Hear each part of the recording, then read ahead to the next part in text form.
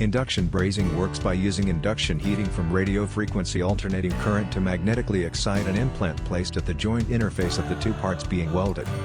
This implant, or gasket, is normally a composite of the polymer to be welded with either metal fibers or ferromagnetic particles. The heat generated melts and fuses the implant with the surrounding material. It is a reliable and rapid technique that can produce structural, hermetic, or high-pressure welds.